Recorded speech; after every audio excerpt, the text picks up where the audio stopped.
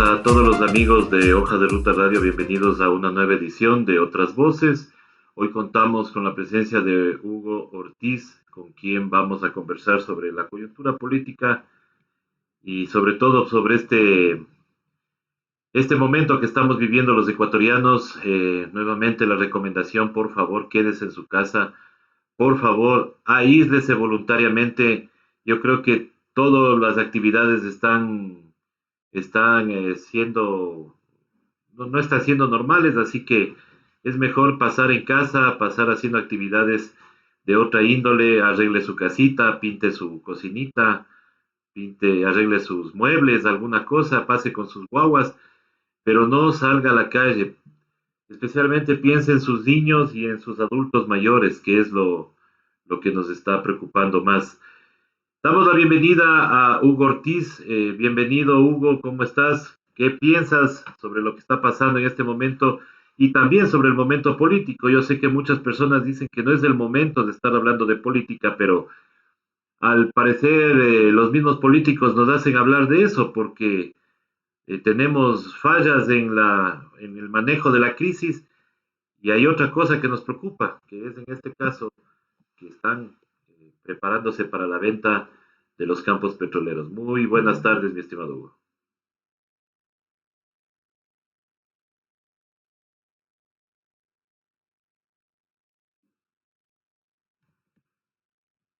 Entonces estábamos en esto, a ver si ojalá ya salga.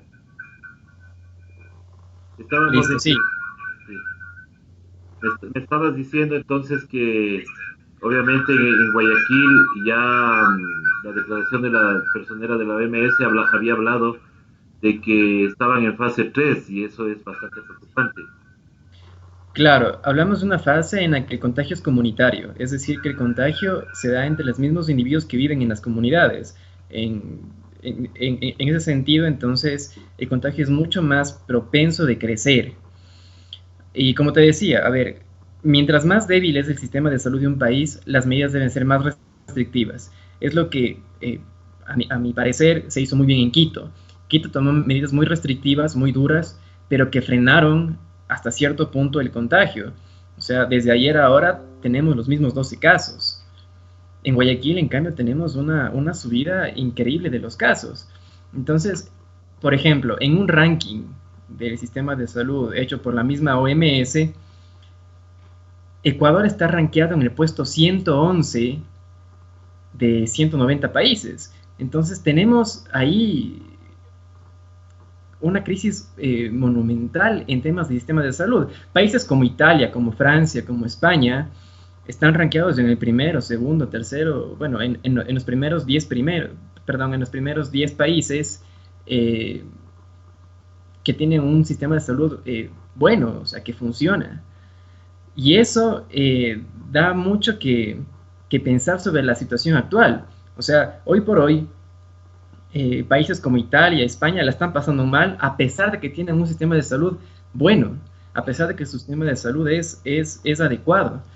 En el Ecuador, no sé hasta qué punto podamos soportar una crisis como las que pasan en los países europeos hoy en día. O sea, pero imagínate, si tenemos ese tipo de análisis, Italia, España tienen un sistema de salud excelente y están pasando por lo que están pasando. Entonces, obviamente no había que quejarse de las medidas que tomó el alcalde Yunda, pues, porque él claramente nos dijo que acá no tenemos sino 250 camas para atender a más de 3 millones de personas que somos los quiteños. Entonces, las medidas son bien tomadas, ¿no? Lo Claro, contrario a lo que pasó en Guayaquil. Guayaquil esperaron hasta ayer recién para tomar una medida, cuando ya tenían 111 casos. Hoy ya estamos con 157. claro, lo que pasó en Quito fue lo que se debía hacer. Yunda lo que hizo al tomar medidas tan restrictivas fue justamente parar el contagio y tenemos que se mantienen los mismos 12 casos de ayer a ahora. En cambio, Guayaquil creció exponencialmente, ¿no? O sea, pasamos a 150 y tantos casos más, 157 si no estoy mal.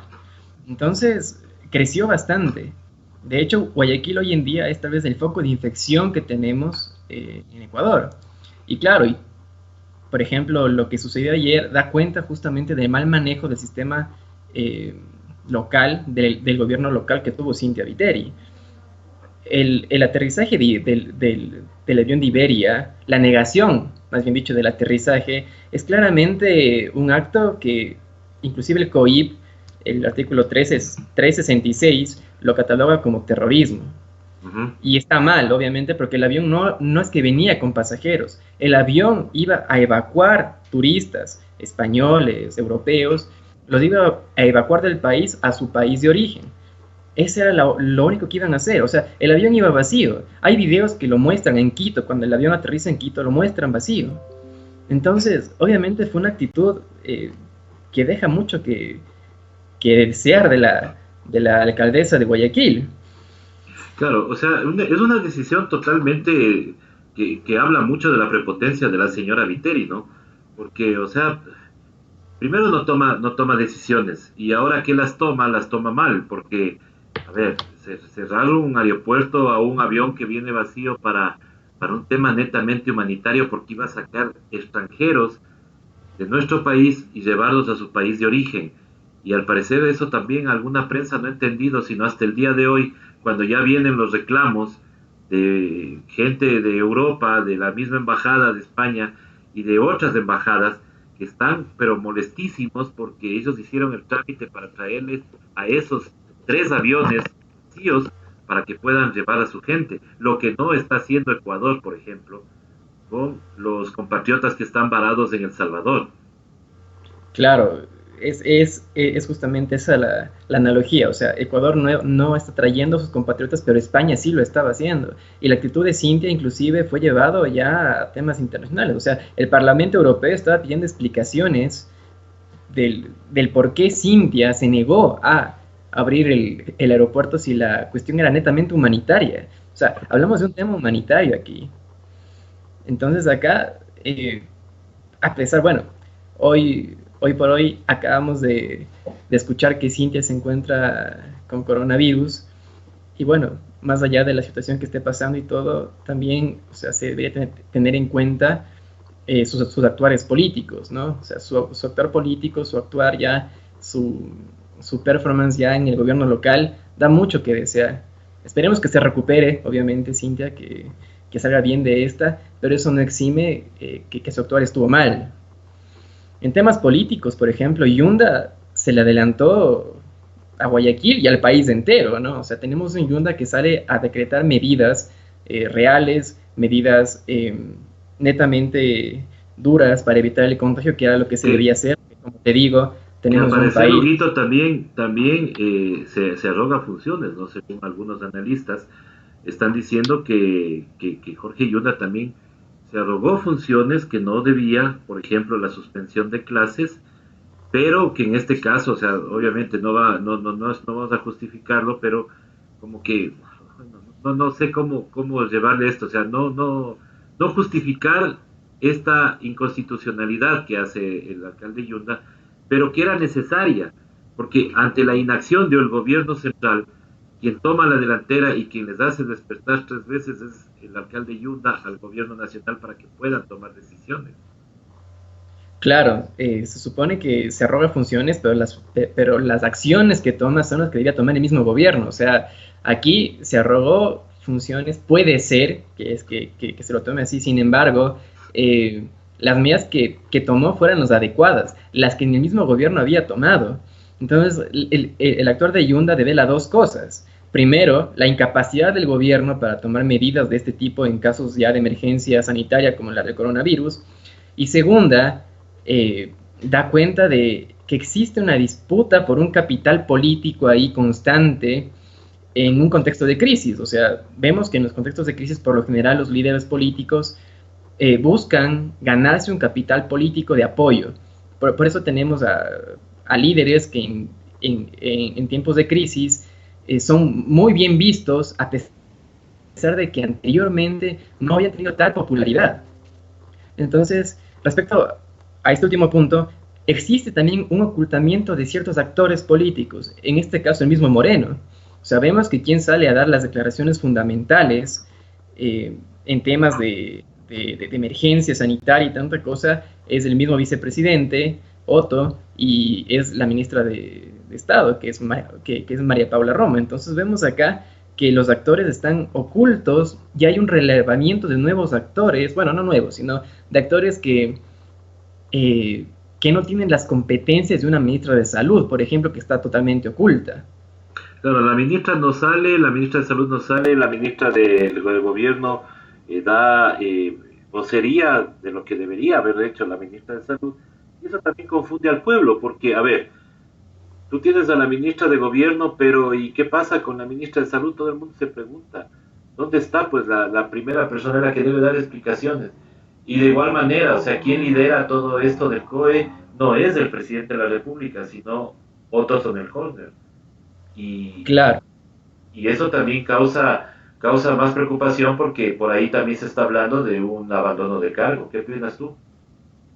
claro, entonces sí, se podría aducir un abandono de cargo, sin embargo, yo creo que aquí esto, más que nada, o sea, aunque suene feo lo que voy a decir, aunque suene un poco oportunista y tanta cosa, acá lo que hay es una pre-campaña instrumentalizando temas de crisis sanitaria. O sea, vemos que acá los mayores exponentes son precandidatos. El mismo Otto es un precandidato a la presidencia en el 2021. Y vemos que lo que está haciendo es, a pesar de que la crisis lo amerita, también hay un apropiamiento de cierto capital político ahí, implícito en. Entonces, yo creo que lo que acá también se evidencia, además de esto, es que hay cierto regionalismo. O sea, tenemos a un Guayaquil con un actuar un poco bastante malo, te diría yo, que, Displicente, no, podríamos decir.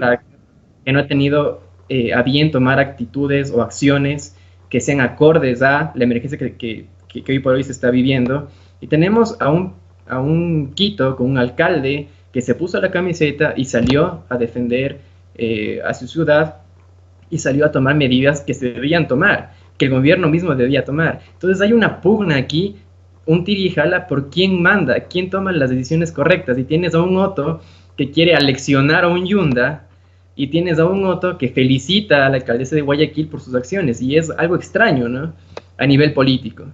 Es algo que te deja que pensar, porque a fin de cuentas, si tú ves los números, el número de contagiados en Quito no es tan grande como el de Guayaquil. Entonces, algo debe estar haciendo bien Yunda, que ha frenado hasta cierto punto la expansión del virus. Ha frenado, obviamente, por esta, digo yo, la toma de decisiones, pero también el concienciar a la gente de que realmente esto es por nuestro beneficio, no es por táctica política ni nada por el estilo, porque al contrario, ¿no? Obviamente, si vamos al tema político, no sé si cómo le veas tú, yo pienso que Utah se podría haber desgastado en el caso de que era un tiro, o sea, una ruleta rusa lo que él estaba haciendo, porque imagínate, si las cosas se le iban empiezan a sumar un montón de contagiados, y con la presión de la prensa, que en este caso, al primer día de las medidas, empezó a hacer campaña en contra de Jorge Yunda, él políticamente estaba acabándose. Pero al contrario, con todo esto, mejor parece que va a salir, él va a ser el actor político que va a salir revitalizado de todo esto, ¿no? Si es que todas las cosas salen bien, que es lo que todos esperamos. Sí, es lo más posible, es lo más posible que el capital político de Yunda se elevó, es cierto. Sin embargo, no sé si salgamos bien de esta crisis, te diré, porque la crisis sanitaria no es solo crisis sanitaria, es crisis económica también. Por O sea, supuesto. tienes que en las últimas 2 semanas, entre 10.000 y, perdón, entre 1.000 y 3.000 personas perdieron su trabajo en el sector florícola. O sea, tienes que la gente está empezando ya a despedir a más gente. Mientras tanto, las ganancias brutas de los banqueros en el 2017 fue de aproximadamente 597 millones. En el 2019 fue de 942 millones. Solo el Banco del Pichincha en el 2017 ganó 196 millones. En el 2019 la cifra casi se triplica y está en 328 millones. Entonces vemos que el sector bancario ganó un montón de dinero y son los que menos quieren poner el hombro, ¿no es cierto? Son los que menos Súmale quieren esto, ayudar, claro. claro, súmale esto un precio del petróleo en el suelo. O sea, 20 tienes dólares. un precio del petróleo que está por debajo del costo de producción. O sea, el WTI, que es el índice referencial, si quieres, del petróleo para Ecuador, está en 23,8. Y o sea, esto da como resultado que el precio más o menos está entre los $18 y la producción del barril, según Petroamazonas, llegue a un promedio de $17.93. O sea, la tarifa real privada sería de $23 más o menos. O sea, tienes aquí un precio de petróleo bajísimo, tienes un shock de la demanda, es decir, que la economía está parada, la gente ya no consume lo que consumía antes porque está en sus casas en cuarentena. Tienes que ciertos sectores están abiertos, es cierto, pero no es la gran mayoría de la sociedad. Tienes sectores parados, tienes gente que no está produciendo, que no está trabajando, y tienes seguramente como consecuencia que las medidas de ajuste se van a agravar un montón. Entonces, primerito se cumplirá la carta del FMI a cabalidad, empezando por retirar subsidios, por bajar los sueldos de los empleados públicos, por ejemplo, y bajar la cantidad de empleados públicos. Tendrás más despidos. Los Claro empleados que, privados también se verán en ese tirijala con sus empleadores para llegar a un acuerdo de sueldos. Elevación del IVA, tal vez. O sea, tienes medidas de ajuste que son posibles en un marco político y económico como en el que estamos ahorita. Estamos en una crisis estructural que lo que va a dejar o a dejarnos es un país quebrado casi. claro, o sea, vemos ahí que hay un grupo de economistas totalmente alineados a la derecha, que nos hablan de inclusive bajar los sueldos, de como es de subir el IVA, como tú bien dices, o sea, unas medidas que realmente atacan al pueblo, pero de la banca no dicen absolutamente nada. Y es por eso que ayer lanzamos esta iniciativa de pedir o hacer un cacerolazo, yo qué sé, en el sentido de pedirle a la banca que haga una moratoria para los pagos. O sea, no queremos que nos regalen nada, simplemente que nos permitan recuperarnos un poco, unos 2 meses, para poder seguir pagando nuestras deudas, ¿no? Porque, como le decía hoy en la mañana a nuestro invitado Adrián Ibarra, en otra entrevista que tuvimos, pues es desesperante que tú estés guardado acá en tu casa y recibas en tu teléfono que ya la cuota se te vence y de dónde sacas, o sea, es desesperante, o sea, la banca debería haberse eximido de haber mandado este tipo de mensajes, pero claro, lo que pasa es que hay empresas que ganan por la gestión de cobranza y a los bancos les interesa el interés de mora también. Entonces, eso es lo que pedimos, que el gobierno tome decisiones y tome una medida como por ejemplo una moratoria bancaria y que se elimine los gastos de cobranza y los intereses de mora al menos por estos 2 meses que vamos a sufrir la crisis. Claro, o sea, y no es algo descabellado, porque si tú ves en un contexto mundial, tienes a una Francia que asume los créditos y suspende el pago de alquileres, por ejemplo, de impuestos, que el Estado va a pagar los recibos de agua, luz, gas. Igual se destinaron como 300.000 millones de euros, por ejemplo, para salvar ciertas empresas estratégicas de los franceses. Tienes también, por ejemplo, España, que inyectó no hace poco 200.000 millones como un escudo, perdón, económico y social para frenar un poco la crisis del coronavirus. Y claro, no es algo que no se puede hacer, se puede hacer. Sin embargo, yo creo que acá los intereses de la banca privada, como te digo, son los que más han ganado y los que menos quieren poner el hombro. Por supuesto. El grupo EGAS duplicó, triplicó sus ganancias y aún así son los que menos se prestan para poner el hombro. Mientras tanto, los pequeños empresarios, mientras tanto, la gente que vive, o sea, con sus negocitos en las calles, no puede hacer nada y no tienen de otra que endeudarse más, porque lo que va a causar esto es más endeudamiento, más beneficio para los bancos, porque obviamente cobran intereses y un quiebre de la economía total. Mientras ellos, bien, gracias, no ha pasado nada, simplemente seguimos aplazando el cobro de intereses, no es que no les cobramos, aplazamos el cobro de intereses y ya, punto.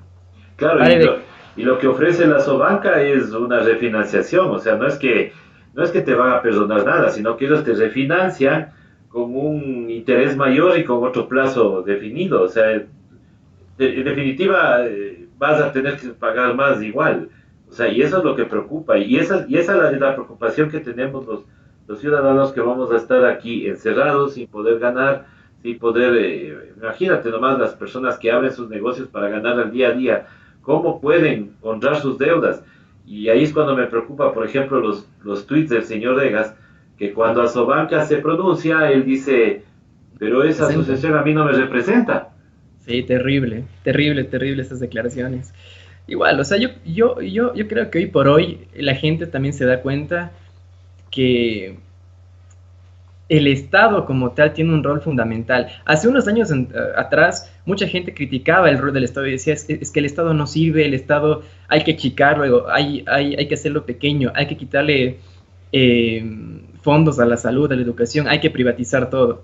Pero o sea, ya después de esta pandemia nos damos cuenta que el Estado cumple una función enorme, que el Estado está justamente para proteger a sus ciudadanos de cualquier catástrofe, de cualquier tipo de crisis preexistente. Entonces, hoy por hoy los neoliberales están escondidos. Y tienes como ejemplo que las mismas aerolíneas que nos cobraban hasta por respirar, están pidiendo ayuda a los estados, están Ajá. pidiendo un poco de ayuda porque no pueden solventar esta crisis. Entonces yo no veo, por ejemplo, a ninguno de esos de derecha, neoliberales o libertarios que digan, ay, ¿saben qué? Qué bueno el Estado. Están escondiditos porque su discurso siempre fue, hay que privatizar todo, hay que achicar el Estado. Bueno, si achicamos el Estado, si privatizamos todo, ¿qué pasa con la salud? ¿Qué pasa con la educación? ¿Qué pasa con sectores estratégicos que hoy por hoy están dando la cara lo poco que quedó? Porque obviamente en este tiempo o gobierno de Lenin Moreno se acabó con la economía del país, se privatizó, o sea, es más, estamos en tentativa de privatizar más, entonces, Claro, eh, según declaraciones del ministro de Hidrocarburos, dice que ya hasta junio ya está lista la venta de Sacha, por ejemplo, y que él quiere vender mayor cantidad de campos, quiere monetizar, que es la palabra que utilizan ahora, pero que sabemos claramente que es una privatización y que no nos va a dejar chance a recuperar nada porque lo que van a hacer es sacar el petróleo y luego si se les quiere sacar a ellos, van a hacer un arbitraje y obviamente nos van a ganar y siempre nos van a ganar. Entonces, hasta eso, ¿dónde estará el señor René Ortiz, ¿no? Que es el que anda desesperado por vender? Hay que preguntarse cuál es la desesperación por vender ahora, en este momento, un campo tan preciado como es el campo Sacha. claro, entonces tienes todo un contexto ahí terrible que lo que ha hecho es a la misma ciudadanía darse cuenta que no es de locos que el Estado funciona. O sea, el estado de bienestar está justamente para garantizar, reitero, el bienestar de la gente. En menos de Estado hace que se privatiza todo y después, bueno, ¿cómo pagamos las pruebas de coronavirus que están entre 200 o $240? Bueno, ya bajaron de 80 a 120, que igual es Ah, oneroso. igual, claro. O sea, ¿cómo le dices algo, o sea, de este tipo a la gente que vive con el diario, a la gente que se gana su sueldito en las calles vendiendo comidita y que hoy por hoy están encerrados en sus casas? O sea, ¿cómo sustentas o cómo enfrentas una crisis como la que se viene? Porque si bien es cierto, la crisis por el coronavirus es una crisis sanitaria, pero en su mayoría es económica. Estamos quebrando las bolsas de valores. Claro. Estamos casi mandando al suelo a las divisas. O sea, tú tienes una devaluación, por ejemplo, del peso mexicano, del peso colombiano, con índices que no se habían visto en mucho tiempo. Entonces, Y que eso nos va a afectar directamente a nosotros que no tenemos moneda propia. Pues. claro, lo que se pone en riesgo aquí, y es lo que siempre Pablo Dávalos ha dicho, es la dolarización. Y para sostener la dolarización hay que tomar medidas de ajuste muy, muy duras, que van a dejar a más de una persona sin empleo. Esto ya se está viendo, o sea, como te dije, me parece que fue en la anterior entrevista, la inversión extranjera en el país es un mito, no existe la inversión extranjera. Con un riesgo país en las nubes, con un petróleo en los suelos, nadie se arriesga a invertir en el país. La inversión interna es peor que un mito, o sea, es casi inexistente porque no hay de dónde invertir. O sea, los ciudadanos ecuatorianos no tenemos de dónde invertir porque estamos en medio de una crisis, porque el Estado lo que ha hecho es acabar con la economía interna y bueno, estamos casi en soletas, como se diría. Estamos en soletas y no hay una solución pronta, ¿no? Porque, a ver, todo esto se ha paralizado, si bien es cierto, ya el presidente de la República ha emitido algunas medidas que supuestamente iban a mejorar, en este caso, el riesgo país y al contrario, mejor le disparó más. Y también está pendiente el tema de la focalización de subsidios, ¿no? Que también nos enteramos ayer por la prensa de que está siendo contratada una empresa internacional para hacer este estudio de la focalización, o sea, recién se va a hacer los estudios. Mientras tanto, ¿qué será? O sea, se subirá el precio de la gasolina, se le liberará el precio a la gasolina extra, y obviamente, o sea, no sabemos qué es lo que se viene, y con una alta tasa de desempleo y con el riesgo país que tenemos, o sea, no entiendo, no veo yo una solución, a pesar de que, como tú bien dices, Pablo Dávalos y otro grupo de economistas daban soluciones, ¿no? Estaba ahí algunas otras soluciones, especialmente el tema de imponer, por ejemplo, un impuesto a las utilidades de la banca, al excesiva utilidad de la banca. Claro, Pero o de eso sea, no se habla nada. no, es que no les conviene. Es que hoy por hoy el gobierno de turno lo que busca es beneficiar a ciertos grupos económicos y esto es evidente y es aún más evidente en medio de la crisis actual sanitaria, cuando el Estado es el que debería obligar a la banca y a sectores empresariales económicos fuertes del país, obligarles a poner el hombro, como ha hecho Francia, como ha hecho España, como ha hecho Italia, pero no lo hacen, o sea, se mantienen al margen de no topar a esos grupos económicos. Entonces la tendencia es evidente y a futuro, obviamente, tendremos un país que irá a la quiebra, al default tal vez, porque obviamente los ciudadanos no podemos asumir los costos en medio de una crisis como esta, que todo está parado, no podemos asumir los costos de la misma crisis estructural, económica actual que ya veníamos arrastrando desde hace tiempo. O sea, no hay inversión ni interna ni externa. Hoy por hoy estamos parados, hay un shock de la demanda, es decir, que la gente no está consumiendo. Y súmale a esto un precio del petróleo en los suelos. O sea, la única medida que el gobierno va a tomar, porque es un gobierno netamente de derecha, neoliberal, es más ajuste. Y el ajuste es a la gente. Y como te dije, o sea, no hay que ser economista, no hay que ser un genio para darse cuenta que el dinero, el dinero debe estar en la gente para poder consumir y obviamente aumentar la producción de quienes producen bienes y servicios, ¿no es cierto?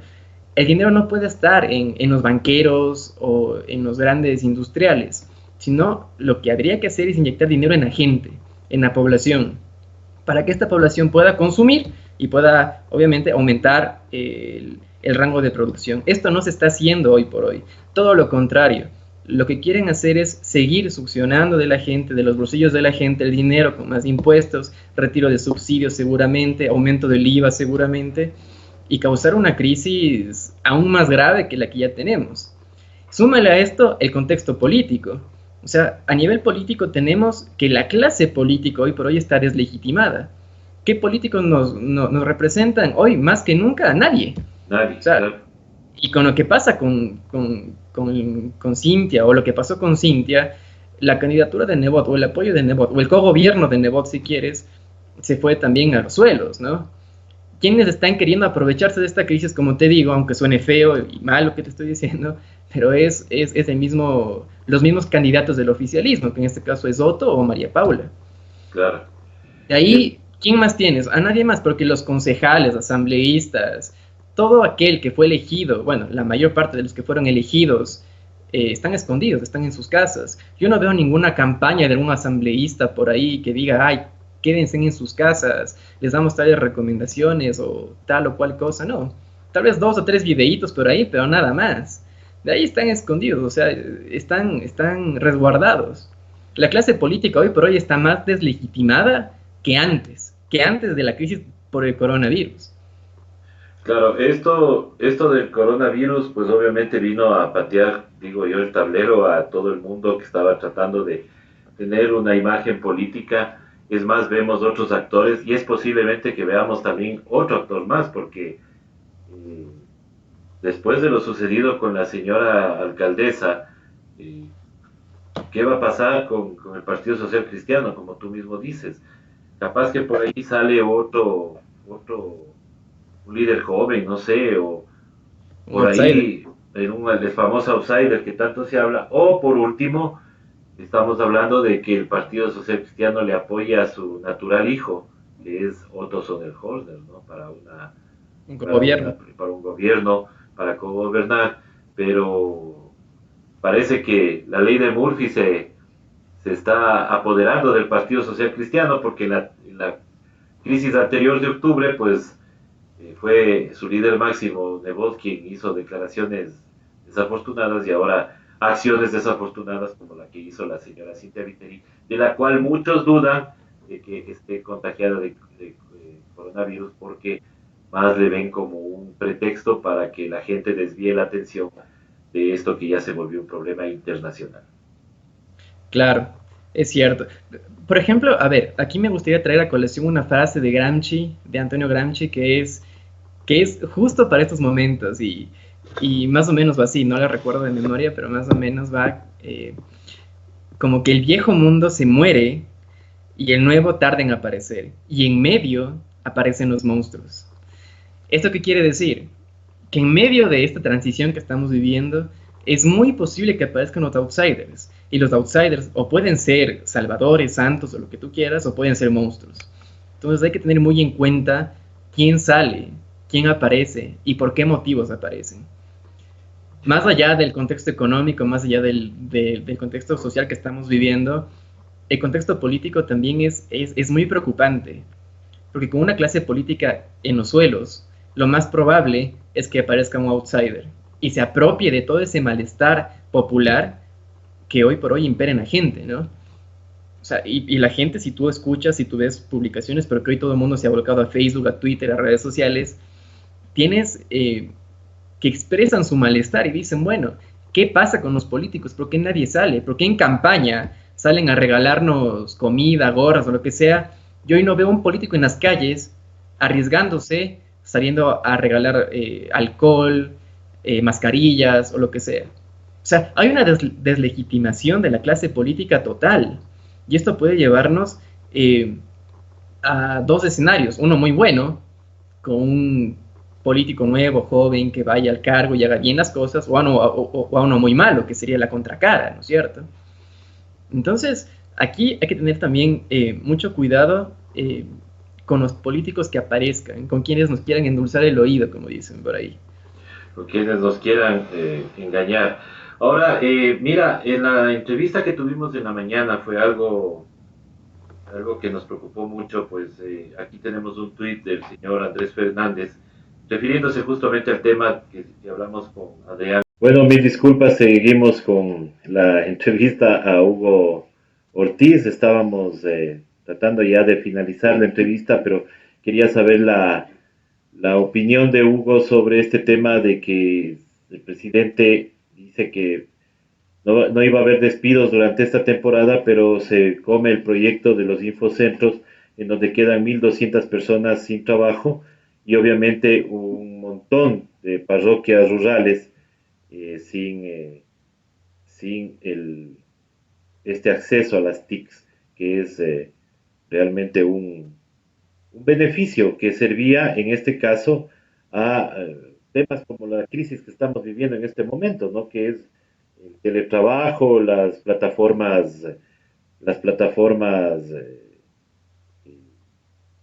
Digitales. plataformas digitales. Entonces, ¿cómo es posible que el presidente, en este caso, quite este proyecto? ¿Cómo ves este tema, mi estimado Hugo? No, o sea, yo creo que hoy por hoy lo fundamental, de hecho, es apostar a este tipo de educación digital, o sea, al alfabetismo, si se quiere, digital, al la implementación de nuevas técnicas digitales, porque el mundo va para allá. Y cerrarlas implica cerrar esa oportunidad de apostar al futuro, te diría yo. Al fin de cuentas, se perdona intereses a los grupos de poder económicos, pero no se puede sostener a la gente. Y justamente ahí vemos esa tendencia que existe, neoliberal, si se quiere, de beneficiar siempre a los que más tienen y no a los que menos tienen. Entonces, y obviamente esto se va a repetir, los despidos, la cantidad o el número de gente desempleada va a aumentar. Y como te decía, el Estado no puede asumir una crisis como la que estamos viviendo, no estamos preparados. Entonces, obviamente, al ser un gobierno bastante de derecha, lo que va a buscar es sacarle el dinero a la gente. Y no solo el dinero, sacarle las oportunidades de crecer, de superarse, de mejorar. Sacarles a las familias que viven, como tú dices, con lo justo, la posibilidad de que sus hijos mejoren, asciendan. Un Estado como este, más bien dicho, un gobierno como este, no es garantista de los más necesitados, es todo lo contrario. Solo le interesa el garantizar, si se quiere de nuevo, los grupos, bueno, o el beneficio a los grupos de poder económicos. Justamente, y quisiera pasar aquí a otro tema, justamente me llegó una imagen, una captura de pantalla del Sistema Nacional de Vigilancia en Salud Pública. Y sí, efectivamente, Cintia Viteri sí tiene coronavirus positivo. Está comprobado entonces que sí tiene. Comprobada entonces que sí tiene coronavirus. Entonces ahí es más preocupante todavía porque ella mantuvo reuniones con un montón de gente en Guayaquil. Ella tuvo inclusive atención ciudadana. Claro. Y esto nos preocupa aún más todavía. O sea, si realmente hay la confirmación, entonces hay Claro. algunas autoridades inclusive que también se reunieron con ella y ahí está, entonces, una vez más, el hecho de que el señor Yunda tomó las acciones, así sean desapegadas un poco de la ley, pero tomó las acciones que debía tomar para cubrir a una ciudad, ¿no? Qué pena Claro.